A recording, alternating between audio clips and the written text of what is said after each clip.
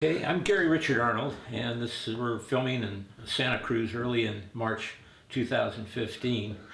And across me is Chris Bollyn, and I'm going to let him give his bona fides. I was able to hear him the other night, and he was right on with information about 9/11.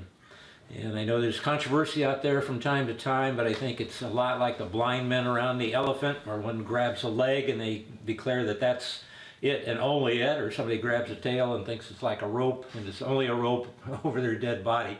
But I think we have to share the information to see what's going on, and Chris fulfills a lot of that necessity with his book and with his experience in studying 9/11. And Chris, if you could tell our audience a little bit about your background and why you're hanging in there some 12, 13 years later. Sure. Well, I was an investigative journalist working for a weekly paper in Washington, D.C. In 2001, and I was passing through New York City on the day of 9/11, early in the morning. And when it happened, I knew this was going to change my life, and it fell right into my domain of the kinds of things that I investigate. And I started investigating right away and started writing about it in September 2001. And I looked at the things that were not being reported, or the things that were being omitted from the story. Primarily the evidence of explosions in the World Trade Center prior to the collapse, and also the evidence that Israeli agents had prior knowledge of the attacks. And based on that, I worked on a hypothesis that this was some sort of false flag attack meant to be blamed on Osama bin Laden and go to war in Afghanistan, and that the true culprits behind it were Israeli intelligence agencies and people that were supporting the Israeli agenda in the United States. And I wrote a book called Solving 9/11. I started putting that book together in 2007 after a court process in Chicago, and I wrote it in Europe, and I finished it in 2012, and it was published in the spring of 2012. It's two books, a set of two books. First one is called Solving 9/11, The Deception That Changed the World, and the second one is Solving 9/11, The Original Articles, which contains all the articles, 135 articles that I wrote over that 10, 11-year period about 9/11. Now, a lot of this is about the blame game and how to switch the blame from the culprits to the patsies, pretty much what we saw with the JFK assassination. Mm-hmm. A lot of people I know at the event the other night in which you were talking, when you were talking about the first bombing, I noticed a few in the audience didn't know what that was and Mm-hmm. hadn't heard about it for the same reasons they hadn't heard a lot of the truth about the second. Mm-hmm. But can you review a little bit about I think it was 93, Yeah. in which somebody was being set up as a patsy, but he protected Right. himself? Right. Well, in 1993, the first bombing in the World Trade Center was done with the connivance and the support of the FBI. And that was the case where they prosecuted the crime in New Jersey, and the blind sheikh and several other people were found guilty of involvement in that conspiracy. That case was prosecuted by Michael Chertoff, who was then the attorney for the District of New Jersey. And he also was the person who wound up prosecuting, or should have prosecuted, the 9/11 attacks years later. And the first attack in 1993 resulted in some changes. First, it changed American public opinion and gave the American public the idea that Arabs were trying to blow up the World Trade Center. And there was even some sort of film later on made after the 93 attack where the final statement, I think, was some... Now, if I interrupt you a little Yeah. bit here, who was it that actually came up with the explosives? Was it the Arabs? No, it was reported in the New York Times that it was the FBI. The FBI gave the Arabs the explosives, and were they phony explosives? Well, there was something about there was a decoy. There was supposed to be a decoy truck, one that wouldn't blow up, or one that would blow up. But this was all being the creation of this bomb that went off was done with the connivance of the FBI. The FBI was involved in the production of the bomb that blew up, and the FBI had paid the Colonel Salem, I think his name was, the Egyptian informant, who basically corralled all the people that were involved in this conspiracy in New Jersey. And he was paid $1 million by the FBI. And this was all reported in the New York Times. This is not... Now, this scenario has happened before. Like Oklahoma, I understand there was a son of some German intelligence, Strassmeyer or something like that, that hit a group of white separatists, and they corralled some white separatists to make them the patsies for the Oklahoma bombing. Yeah. And from what I understand, and thank God for local media at that time there are numerous accounts of multiple bombs throughout the building, and most of America thinks there was just the one bombing by McVeigh. But the scenario that you're telling, I think, is really important, and you repeat it again in the book. But I'll let you go on if you can remember where you were at before.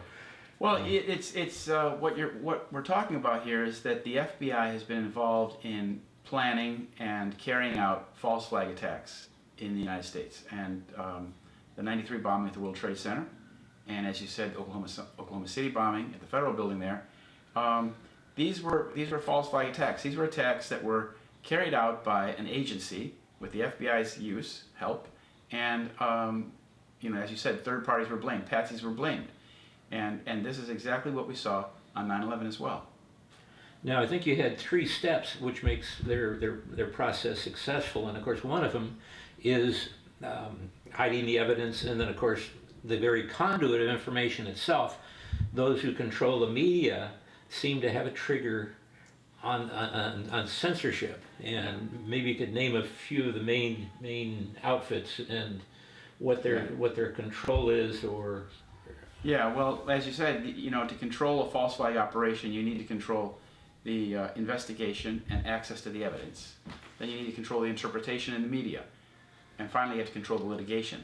But when you talk about the interpretation, that's where the media plays its key role, because in a false flag terror attack like 9/11 or Oklahoma City or the '93 bombing, the false narrative has to be pushed out there quickly and thoroughly, so that the people are given this plausible explanation which they are likely to believe before they have time to even think about it. Now that's the template, and even those that might be compartmentalized or still in the game hook onto that template and try to say nothing else but what was framed in that first presentation. Right. Because some of these outfits they're scattered all over the place, but when you look down, all 3 of our local papers are owned by Bill Gates. Before that, it was the Wall Street Journal. Right. And I look at the head of it, and it's the guy's last name is Loeb, and Karen House, related directly to Colonel Mandel House. Right. And then, of course, we have Bill Gates, who's head of the Bilderbergers. It's on this campaign to eliminate the population of the world. Yeah. I mean, you pick up the newspapers now, and they're I can't compare them to what they're so thin. I don't even know. It's thinner than a comic book. Yes. And it's laughable. Yes. But yeah. Well, see, on 9/11, for example, we saw that the BBC World Television, for example, had Ehud Barak, the Israeli former prime minister and defense minister and Israel's most highly decorated soldier, in the studio, in BBC World Studios in London, before the towers even fell. The towers had both been hit, but it appears that they had not yet collapsed. And he's explaining, he gives out this explanation with his pretty heavy Israeli accent, saying that the world will never be the same from today on. And he says, we know who's behind 9/11. He said, it's Osama bin Laden, and we know where Osama bin Laden is hiding. And he said, now is the time for the United States to begin an operational, concrete war on terrorism. And this is something that, the Israeli intelligence had been pushing on the world since 1979. They had been trying to get the United States to take up the gauntlet and wage war in the Arab countries that were, providing sanctuary or supporting resistance fighters against the Israeli occupation, namely Iraq. And so CNN picked up that same story, that official version that Ehud Barak put out there, that it was Osama bin Laden, and now is the time for America to go to war. And this false narrative, or this explanation, was put out there as I said, early on the day of 9/11, and it was repeated by Jerome Hauer in San Diego, who spoke on, I think, CNN or one of the major networks in this country. And so that, before the day was over, September 11th, 2001, the false narrative had been distributed throughout the English-speaking world, throughout the whole world. They got their false narrative out there. Like Mark Twain says that, lies go around the world 3 times before truth has a chance to pull its boots on. Now this is a radical difference when Iraq was our supposed ally that we were supplying all this poison gas to go after the Kurds in Iran.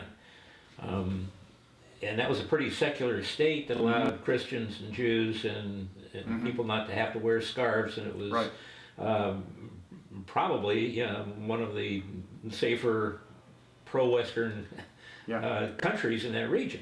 Yeah. Iraq was at the time the most technologically advanced Arab state. It was a state that had its own educational departments that brought people to a high level of education.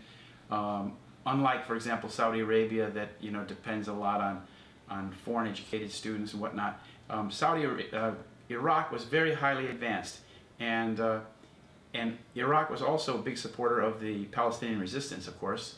But the key thing about this understanding of Iraq was a document that was released by the Project for a New American Century. In 2000, they issued a document called Rebuilding America's Defenses, in which they said that the United States, in order to obtain global supremacy of full spectrum dominance, they wanted a permanent presence there, and they were calling for a Pearl Harbor-like event. Yes, and they were calling for the United States to invade and occupy Iraq, whether Saddam Hussein was on the throne or not. That's important. So that the fact that Saddam Hussein was, the bad guy or not the bad guy, was not really the issue. Or if there were weapons of mass destruction or not. Precisely. The idea was the occupation that we, Precisely. I shouldn't say we, but the multinationals, the bankers that run us, used to install and build their contracts. And that was in the plan already in 2000. That was the PNAC document, which was signed onto by most of the major people in the Bush administration that came into power. And this document is what the United States then, fell back on, and that's what they did. And that's online, and you can see most of those people talking on Fox News. You can see them as candidates such as Jeb Bush.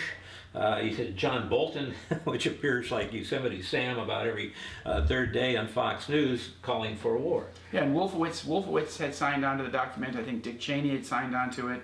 And it was a document that this PNAC group is interesting because it was founded by Donald Kagan and his son Robert and Fred. His wife is Victoria Nuland, who just was handing out cookies to the rebels for their recent coup in the Ukraine. And she's the one who called for the new prime minister of Ukraine to be Yatsenyuk 2 weeks before the overthrow of the elected government. And McCain is a frequent visitor back and forth to this location. And Joe Biden's son got on the board of directors of their energy commission, which threw millions of dollars at Bilderberger, Joe Biden's son. Mm-hmm. Yeah, and another thing about John McCain is that John McCain also visited the rebels in Syria, in Aleppo, Syria, in May 2013, and there he was talking to a man in a black shirt who has been identified as the Caliph of Islamic State. This is the man who runs Islamic State, or ISIS, or ISIL. And at the time that John McCain was speaking to him in May 2013, the State Department had a $10.5 million bounty for the arrest of this man that McCain was speaking to. So when I asked McCain's office to please identify the man that he was speaking to in that photo, they refused to identify him, because obviously there was a conflict there. I know the turn of the century, what I ran across that I didn't know about, this very house here used to be a garage, a converted garage, and a nice little cottage that Dr. Anthony Sutton was living at. Really? And he received a stack of secret papers on Skull and Bones at this very address. And he had since gone on to write America's Secret Establishment, and knowing who those people were throughout history really changes history. Right. But we find out here that they're, according to a book called The Secret Episode in American Zionist History, 1975, and it gives the pages by Sarah Schmidt from the Hebrew University of Jerusalem, she talks about a secret society called Parushim. And Parushim was the heart of the conspiracy, and Brandeis was at the center of this. Now, Louis Brandeis, when you look up his background just in Wikipedia alone, he was critical in forming the Federal Reserve. Yes. The first head of the Federal Reserve was Pierre J., a member of Skull and Bones. So you've got the interchange, this marriage with him. Yeah. And he was also advocated entering World War I. He brokered an agreement for the creation of the Federal Reserve. A man, again from Wikipedia, this isn't from any of the books that you can cast aspersions on, but Brandeis was the best known admired secular Jew in America. De Haas introduced him, Brandeis, to the ideas of Theodore Herzl and the ideas of Zionism. He said he would head the American Zionist movement by 1912, and he recruited Felix Frankfurter into Parushim, the Zionist secret society.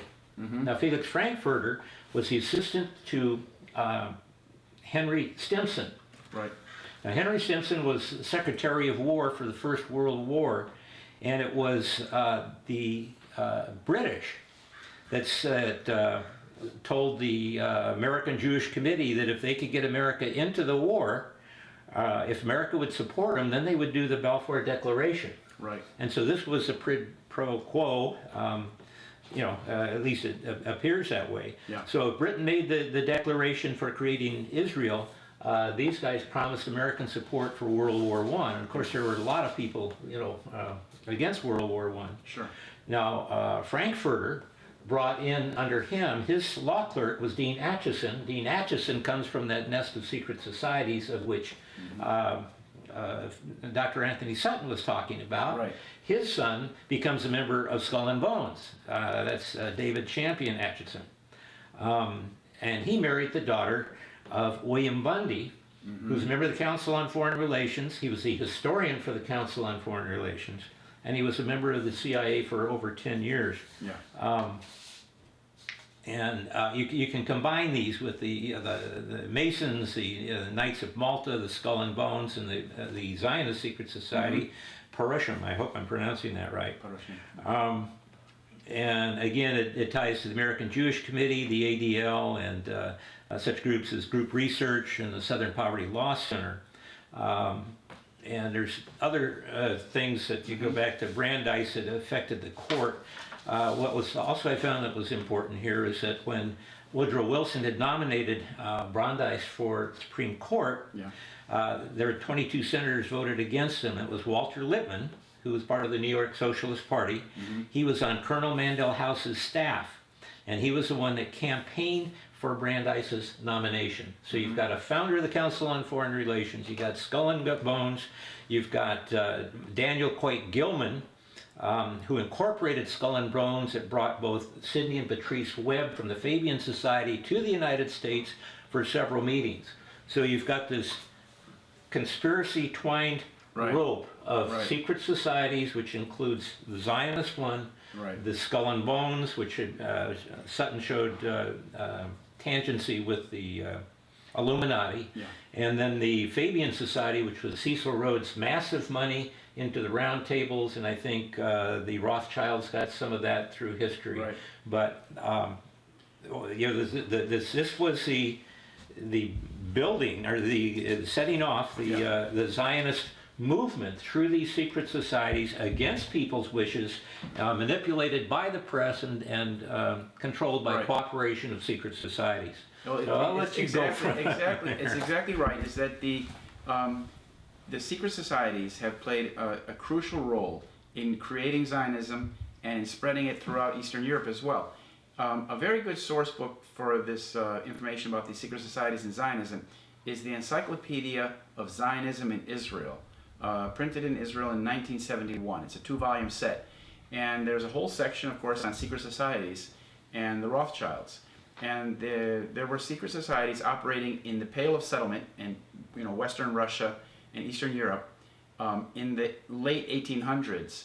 That these secret societies, like the B'nai Moshe and of course the B'nai B'rith and other secret societies like Lovers of Zion, played a key role in fomenting this Zionist fervor among the Jewish communities that were in the Pale of Settlement.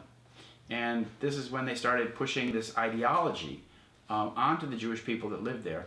And in 1880 or something, 1890, there was a key rabbi in Poland, in a place called Białystok, which is northeast Poland, where the encyclopedia explains that he was the first one who married the ideology of political Zionism with Orthodox Judaism. And when he merged those two things together, Zionism became the doctrine of the faith for Orthodox Jews. And this is what caused the first impetus of immigration to Palestine by the Jews from Russia and Eastern Europe. That the first wave of Aliyah. And these people were devoted, dedicated Zionists who believed that Jews needed to return to the Holy Land and create settlements there. And of course, the Rothschild family sponsored these secret societies like the B'nai Moshe, which were very, very secret societies.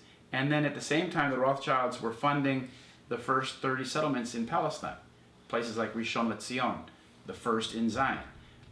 They created those settlements for the people to come to.